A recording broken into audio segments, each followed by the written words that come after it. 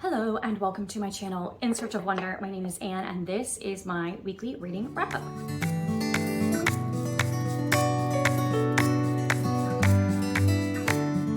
And this is, again, another camel latte because I have to use up all of my molasses syrup that I made before I go to bed.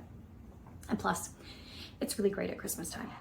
So, reading wrap-up. This, of course, is Christmas week.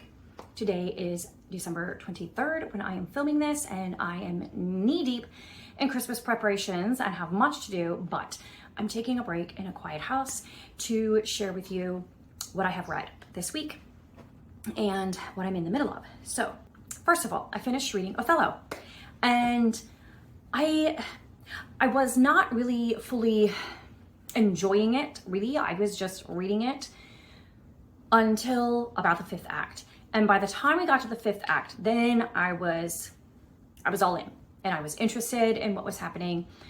And everything happens in the fifth act, which I feel like is pretty common in Shakespeare. Like everything gets wrapped up, everything gets resolved. You go up through act 4 and you're thinking this is impossible.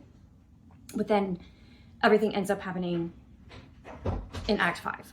Now, I wouldn't say that everything gets resolved per se in this one. This is a tragedy. And so I don't want to spoil anything, but I wouldn't necessarily describe the ending as resolving anything. Let's just put it that way.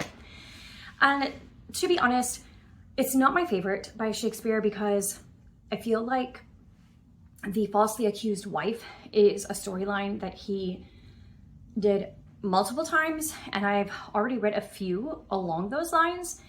And of them that I've read so far, my favorite would definitely be Much Ado About Nothing. Now, Hero was not a wife yet when she was falsely accused, but it's still the same idea. And I will say that in Othello, the villain, Iago, was definitely an amazing villain because he was so manipulative.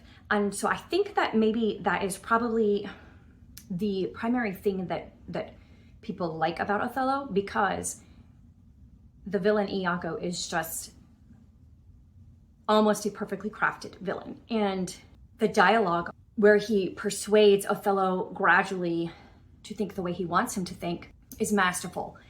And really, it's impossible not to read the book and admire how well Shakespeare was able to pull that off, and the masterful display of the character Iago. So I think I settled on 4 stars for that one. Not my favorite Shakespeare, but I am glad that I read it.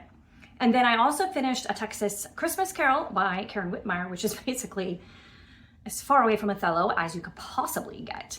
It's just a lighthearted Christmas read that is kind of riffing off of A Christmas Carol by Dickens, but only in the most basic aspects of the storyline. And it's a fun story. It's lighthearted. There are a trio of clumsy, humorous angels instead of the ghosts of Christmas past, present, and yet to come. And there is a sort of a love story involved in it, but it's also a tale of similar to Scrooge in A Christmas Carol. It's about the main character learning to love again, not in a romantic sense per se, although that's part of it, but just in general to love his fellow man and to get over the hurts in his past, etc., and to find redemption and healing and change. So it's a fun Christmas story. I enjoyed it. Karen Witemeyer is always good for a humorous, fun read. And the other book that I read was A Holiday for Murder by Agatha Christie. All 3 of these books, so vastly different. This one is obviously a murder mystery. It was giving me strong vibes of A Christmas Party by Georgette, which I read last year. So kind of similar in its tone and in its primary plot. A colorful assortment of guests at a festive holiday house party discover there's a killer in their midst when their universally reviled host is found dead in a room locked from the inside. That almost to a T could be the plot for A Holiday for Murder. They're very, very similar stories. Then you have like Inspector Hemingway of Scotland Yard is the detective in this one, and then Hercule Poirot is the detective in this one. The solution, though, to the mystery, how it's solved, is very different for both of them. But the plot is basically the same. The person who dies is like a fabulously rich person who has everybody to his house, And they're all trying to make good with him because he's rich, and when he dies, they want to be in his will or whatever. In this one, all of the people invited are supposed to be family members. So they're supposed to have this nice cozy family Christmas. That doesn't happen. The solution I did not see coming at all in this one. I didn't see it at all. I mean, okay, I can't say that. There were hints, especially the closer you got to the end, there were hints. And so I caught those hints, but I could never have imagined the actual final resolution. I was not anywhere close to figuring that out. So that was interesting. I enjoyed them both, actually, but this one I read last year, A Christmas Party, and then A Holiday for Murder I read this year. So what I have going now, I'm reading Southern Snow by B.R. Goodwin. What I love about this one is that she has, each chapter is a song title. So chapter 1 is Merry Christmas, Happy Holidays by NSYNC. And chapter 2 is Carol of the Bells by Pentatonics. And so it's fun. You can listen to those songs while you're reading the chapter. And that's just a fun twist on a fun story. So far I'm enjoying it. I guess it was a preface and a chapter 1, and I read those, and I'm on to chapter 2. Enjoying it so far. So for I can't remember if it was the Very Vintage Christmas or the Tinsels and Tales readathon, or both of them. You were supposed to read a book with a movie adaptation and watch the adaptation. I put the cart before the horse. We watched the adaptation yesterday, and that was Christmas with the Cranks. And the actual book is Skipping Christmas by John Grisham, which I am going to read this one. I'll pick this one up next. And I enjoyed the movie. I had seen it once before. I enjoyed it. Like, we all kind of enjoyed it, but we also agreed that it was also fairly stupid. But that seems to be the requirement for a funny Christmas movie. Like, I think most of them are stupid.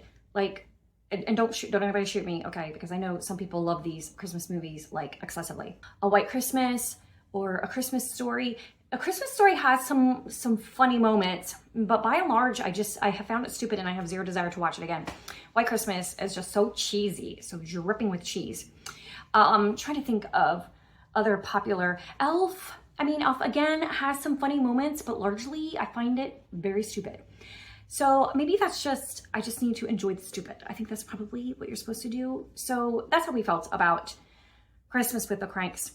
But I do want to still read the book, Skipping Christmas. Some of the issue that we had with Christmas with the Cranks was some overacting, and not necessarily on the part of Tim Allen, but on the other actors in the movie that was part of it. So maybe the book will be a better experience and not quite so cheesy. We'll see. I don't know.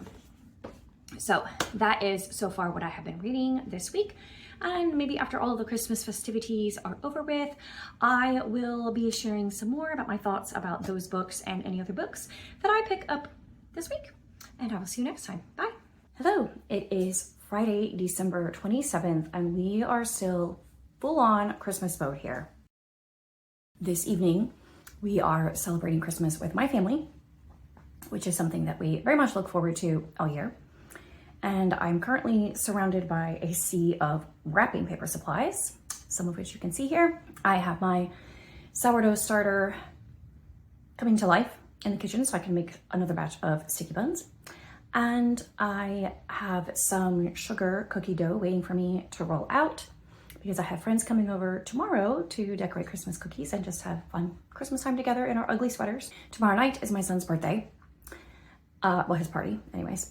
And then, church and the usual things on Sunday, but then on Monday, we are going to go for a quick getaway to Pennsylvania. We're going to go to Hershey Park and catch the last night of their Christmas lights display. We're also going to go to another Christmas village that's up there in Pennsylvania and see what other fun we can find along the way. And after that is a few blessed days of nothing, just relaxing. And with any luck, the week after that, we might get some snow. Another day off school, maybe? That would be wonderful. But for now, we are still fully celebrating Christmas, doing all the Christmas things, and it's wonderful. So I finished a book also with my Christmas money. I bought myself a new espresso machine. I had one. I had a used one that was like an off-brand, if you will, and it worked fine. You know, like it made espresso and stuff at home. But with my Christmas money, I wanted to upgrade a little bit. It's still a budget one, but at least it's more of a recognized brand. It works really great. This is the second drink I've made from it. I don't even know what people would call this.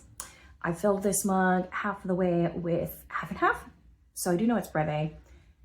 And I steamed it and frothed it. And then I added a double shot of espresso to that. So whatever that is. Might be a cortado. I don't know. Whatever. Not important. I finished this one, Southern Snow by B.R. Goodwin. I went to a book festival locally to me a few months back, and I shared about it in videos, so you can see that up there, or maybe there. Anyways, and I met this author, B.R. Goodwin, and she is a Christian lady who lives in Virginia, in Northern Virginia, and she was at the festival and sharing her books. So I bought this one, and I saved it for Christmas time. This is the first in a series, and all 4, I believe, are out now, and they are all seasonal stories. So the first one is set at Christmas time, and then there is a spring one and a summer one and a fall one. And I think the fall one was the one that was most recently released, if I'm not mistaken.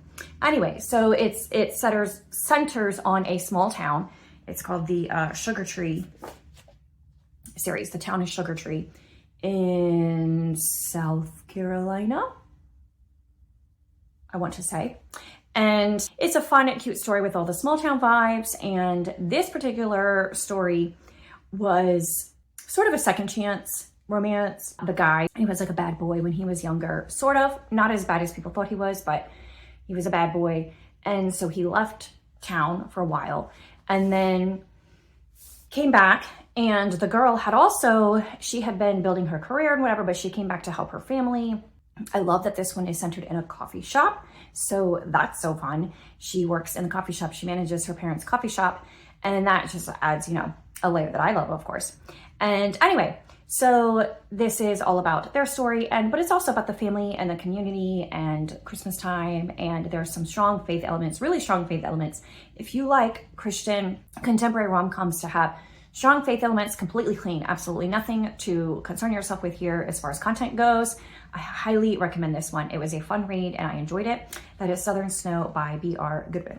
So I finished that one. I'm currently reading, well, I just started Jacqueline Frost's 12 Sleighs of Christmas, and just a fun cozy mystery sort of read. And I'm also reading the novella collection. I'm trying to use up all of my Burroughs and Hoopla at the library, but I still have 2 more, so I don't know if I will get to them. But to read all of the Christmas reads that they have available on there, get them while I can. But I'm reading the I forget what it's called, but I'll put a picture up. It's 3 novellas. One of the authors is Pepper Basham, and Kathleen Fuller is another one, and Sheila Roberts, I think, is the third one. I've read the first one by Kathleen Fuller, and it was cute. Anyway, so enjoying those quick reads. And then probably over the weekend, I will pick up The Frozen River by Ariel Lawhon and be reading that so I can return it to the library next week at some point. So those are the things that I am currently reading and working on. So this Christmas season has just been such a wonderful joy for me. So I created this clip of videos things that just brought me so much joy this Christmas. And so I will close off with that. And thank you for watching. Thank you for being here. And I hope that you had a wonderful Christmas and that your new year is amazing.